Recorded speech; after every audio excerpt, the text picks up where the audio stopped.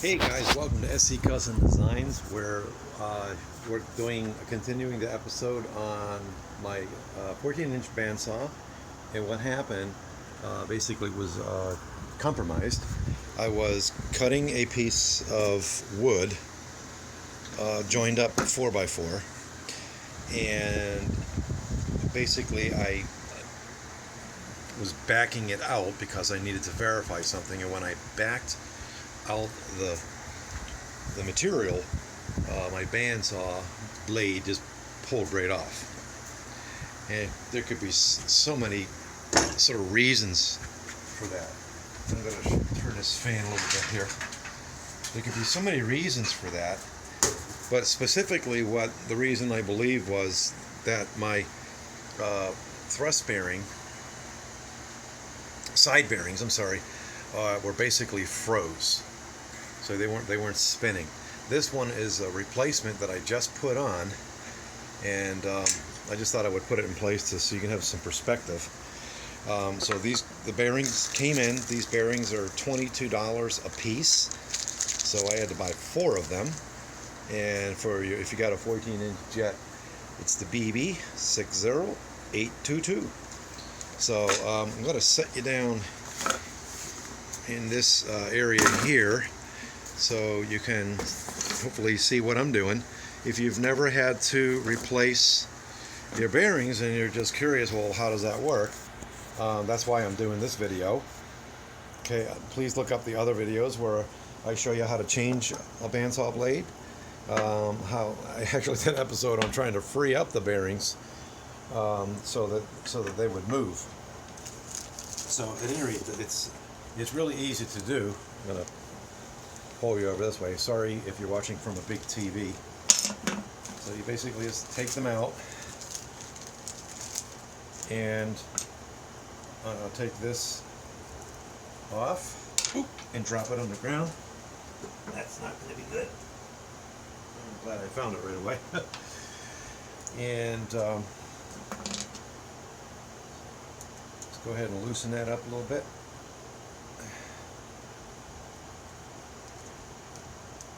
I'm just going to lock this down so that this doesn't move on me. Okay. Alright, so it's this simple. I was kind of hoping that this to be the case.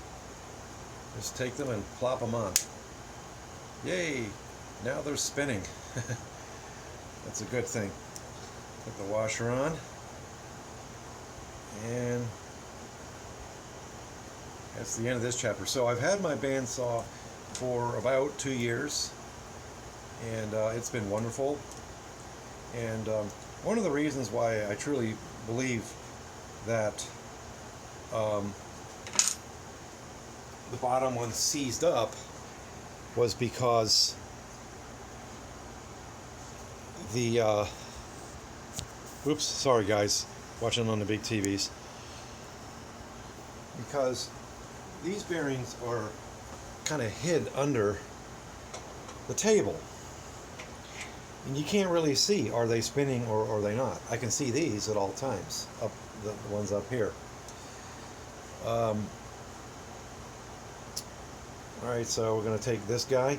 My trick that I have for pulling the one out, because you got this piece of metal back here that's in the way that holds the table, I basically unscrew this here, and then I position it into the side slot, and then I push it in, and then I screw this in, okay, like so.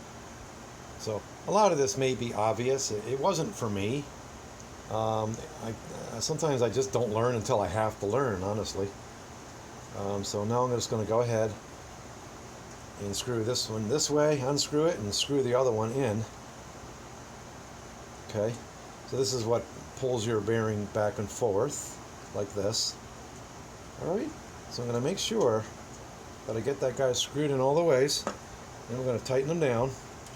Actually, it's very hard to do that. I don't know how I'm going to screw that down. It doesn't fit. So there you go. All right. So we'll just have to keep an eye on that. Actually, this locks the whole unit in once you figure out where you want your side bearings to be. Okay, so all right, so that was pretty easy, and now I'll be saving on bandsaw blades for sure. You don't want your blades to hit these bearings. You want to just snug them in like a hair close, but never touching. Okay, your rear ones either, thrust bearings. You don't want them ever touching. So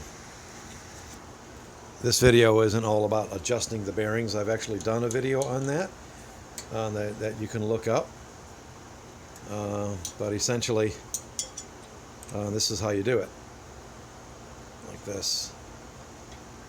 Okay, that's how you do it. See how they go in and out? And once you get them adjusted where they should be, okay, let's just assume this is going to be the adjustment. Then you take and you lock this in here. Like this, you lock this in. Okay, that assures that these guys aren't going to go anywhere. And then, of course, you've already locked this down so that it's not going to go in or out, okay, after you've made that fine adjustment, okay? All right, so that was a little bit of a short video. Maybe what I'll do is I'll pause this video so that the next thing you're seeing is me unpacking this box here. And these are the new blades. I was quite literally out of new blades, replacement blades, and so I ordered some more blades. And you know, oh geez, yeah, well, welcome to SC Cousin Designs. Hey, by the way, we got ourselves some new cards. They'll be coming in. I decided year 3 that we would get cards with the new sign. This is our new sign that we had someone make for us. They did this work here, because if I had to do that work, it would be scary. You wouldn't know what company I was. And so we got new t-shirts. This is the t-shirt that I have on now, which is the old one. This is the product that we made for our first show in Woodstock. This year we're going to be doing 2.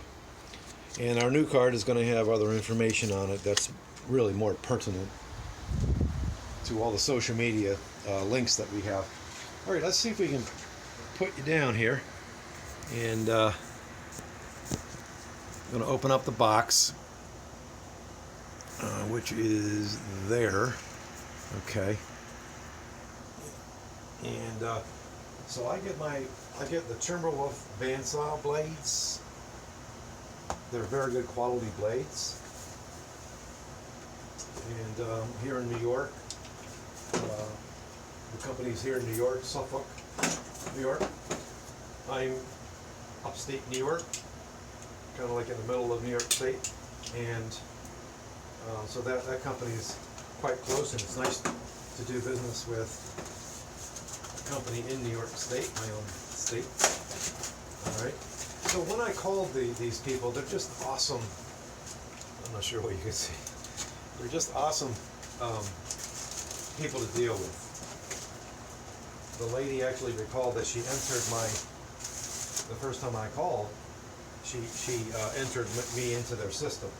So she actually remembered me. Isn't that nice? It's nice to have that personal touch. So I described to her what I was doing. She said, well, you know, let me just tell you what I do. I said I do scrolling type projects. So there you go. I've got, I thought I got 3 scroll blades. There's 2 here.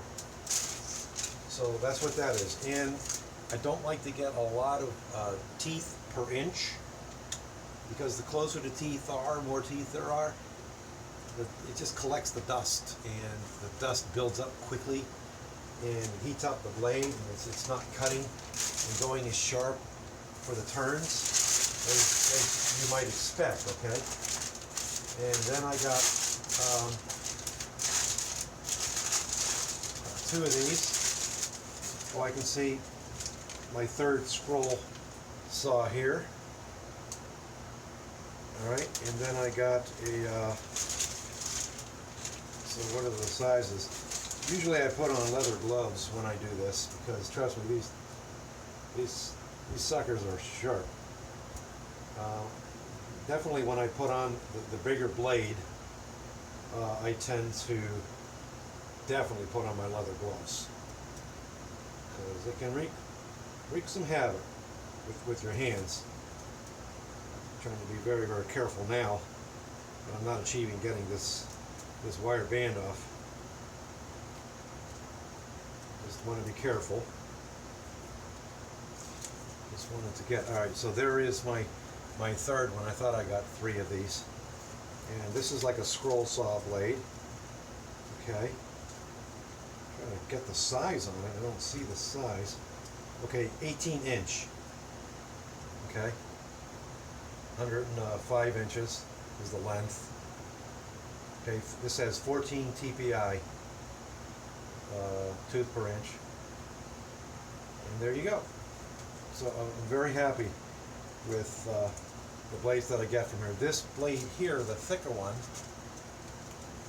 is 105 and it's 1/2 inch. And it's 4 teeth per inch. Okay? So that's 2 different sizes. And I explained to the folks there what I'm doing is basically I resaw and I do scroll type sawing, and so these are the ones that they recommended. And here's the big one. This one here is 3/4 inch. Excuse me, 3/4 inch. And I explained that I'm cutting through basically soft wood, but I'm going through really, really thick wood at times to do resawing, that type of thing. And you want to have a nice, big, thick blade for that. So in review, so now I have in my shop, okay, this 3/4 inch and the 1/2 inch and the 1/8 inch. Okay, so we're going to go ahead and put on, probably going to put on the 1/2 inch. I'm going to pause the video and start it back up when I get a little bit more set.